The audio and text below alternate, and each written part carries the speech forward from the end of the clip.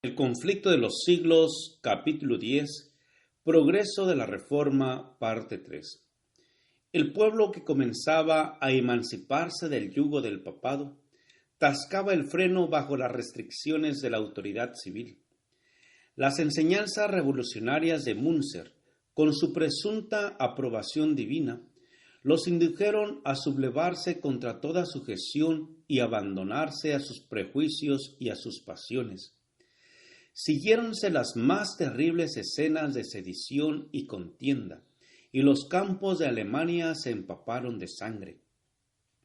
La angustia de corazón que Lutero había experimentado hacía tanto tiempo en Erfurt se apoderó de él nuevamente con redoblada fuerza al ver que los resultados del fanatismo eran considerados como efectos de la Reforma. Los príncipes papistas declaraban, y muchos están dispuestos a dar crédito al acerto, que la rebelión era fruto legítimo de las doctrinas de Lutero. A pesar de que estos cargos carecían del más leve fundamento, no pudieron menos que causar honda pena al reformador. Parecíale insoportable que se deshonrase así la causa de la verdad, identificándola con tan grosero fanatismo.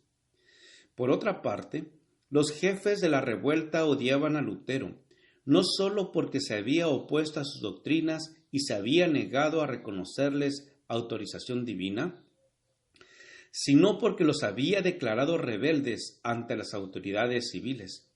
En venganza, le llamaban vil impostor. Parecíale haberse atraído la enemistad tanto de los príncipes como del pueblo. Los romanistas se regocijaban y esperaban ver pronto la ruina de la Reforma. Hasta culpaban a Lutero de los mismos errores que él mismo se afanara tanto en corregir. El partido de los fanáticos, declarando falsamente haber sido tratado con injusticia, logró ganar la simpatía de mucha gente. Y como sucede con frecuencia con los que se inclinan del lado del error, fueron pronto aquellos considerados como mártires. De esta manera, los que desplegaron toda su energía en oposición a la Reforma fueron compadecidos y admirados como víctimas de la crueldad y de la opresión. Esta era la obra de Satanás y la impulsaba el mismo espíritu de rebelión que se manifestó por primera vez en los cielos. Satanás procura constantemente engañar a los hombres y les hace llamar pecado a lo que es bueno, y bueno a lo que es pecado. ¿Y cuánto éxito ha tenido su obra? ¿Cuántas veces se critica a los siervos fieles de Dios porque permanecen firmes en defensa de la verdad? Hombres que solo son agentes de Satanás reciben alabanzas y lisonjas, y hasta pasan por mártires, en tanto que otros, que deberían ser considerados y sostenidos por su fidelidad a Dios, son abandonados y objeto de sospecha y de confianza. La falsa piedad y la falsa santificación siguen haciendo su obra de engaño. Bajo diversas formas dejan ver el mismo espíritu que las caracterizara en días de Lutero, pues apartan a las mentes de las Escrituras e inducen a los hombres a seguir sus propios sentimientos e impresiones en vez de rendir obediencia a la ley de Dios. Este es uno de los más eficaces inventos de Satanás para desprestigiar la pureza y la verdad. Denodadamente defendió Lutero el Evangelio contra los ataques de que era objeto desde todas partes. La palabra de Dios demostró ser un arma poderosa en cada conflicto. Con ella combatió el reformador la usurpada autoridad del Papa y la filosofía racionalista de los escolásticos, a la vez que se mantenía firme como una roca contra el fanatismo que pretendía aliarse con la Reforma. Cada uno a su manera, estos elementos opuestos dejaban a un lado las sagradas Escrituras y exaltaban la sabiduría humana como el gran recurso para conocer la verdad religiosa. El racionalismo hace un ídolo de la razón y la constituye como criterio religioso.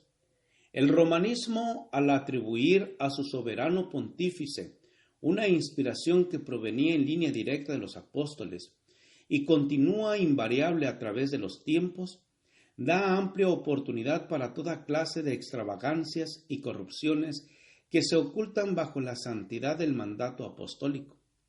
La inspiración a que pretendía Munzer y sus colegas no procedía sino de los desvaríos de su imaginación, y su influencia subvertía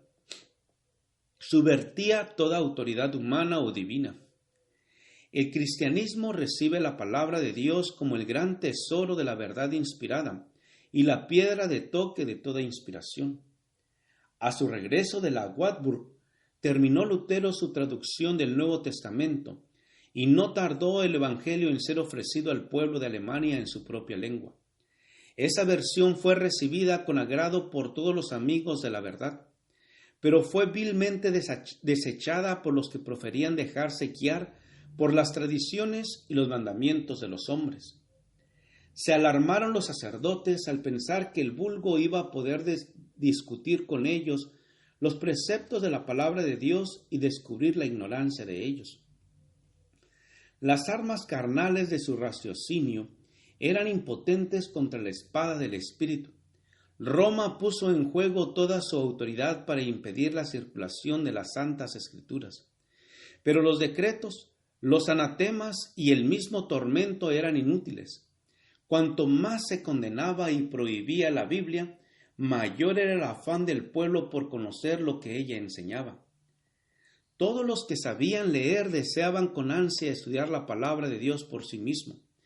La llevaban consigo, la leían y releían, y no se quedaban satisfechos antes de saber grandes trozos de ella de memoria.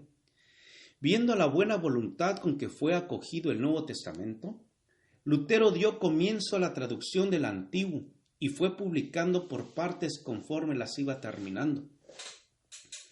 Sus escritos tenían aceptación en la ciudad y en las aldeas. Lo que Lutero y sus amigos escribían, otros se encargaban de esparcirlo por todas partes. Los monjes que habían reconocido el carácter ilegítimo de las obligaciones monacales y deseaban cambiar su vida de indolencia por una de actividad, pero se sentían muy incapaces de proclamar por sí mismos la palabra de Dios, cruzaban las provincias vendiendo los escritos de Lutero y sus colegas. Al poco tiempo, Alemania pululaba con estos intrépidos colportores. Estos escritos eran estudiados con profundo interés por ricos y pobres, por letrados e ignorantes. De noche, los maestros de las escuelas rurales lo leían en alta voz a pequeños grupos que se reunían al amor de la lumbre. Cada esfuerzo que en ese sentido se hacía convencía a algunas almas de la verdad, y ellas, a su vez, habiendo recibido la palabra con alegría, la comunicaban a otros. Así se cumplían las palabras inspiradas: la entrada de tus palabras alumbra, a los simples les da inteligencia. Salmo 119, 130. El estudio de las Sagradas Escrituras producía un cambio notable en las mentes y en los corazones del pueblo. El dominio papal les había impuesto un yugo férreo que los mantenía en la ignorancia y en la degradación. Con escrúpulos supersticiosos observaban las formas, pero no era muy pequeña la parte que la mente y el corazón tomaban en los servicios. La predicación de Lutero, al exponer las sencillas verdades de la palabra de Dios, y la palabra misma, al ser puesta en manos del pueblo, despertaron sus facultades aletargadas, y no sólo purificaban y ennoblecían la naturaleza espiritual, sino que daban nuevas fuerzas y vigor a la inteligencia. Gracias por escuchar este audio. Te invito a escuchar el siguiente capítulo. Jehová te bendiga y te guarde. Jehová haga resplandecer su rostro sobre ti y tenga de ti misericordia. Jehová alce sobre ti su rostro y ponga en ti paz. Con aprecio, el pastor Juan Manuel Flores Espinosa.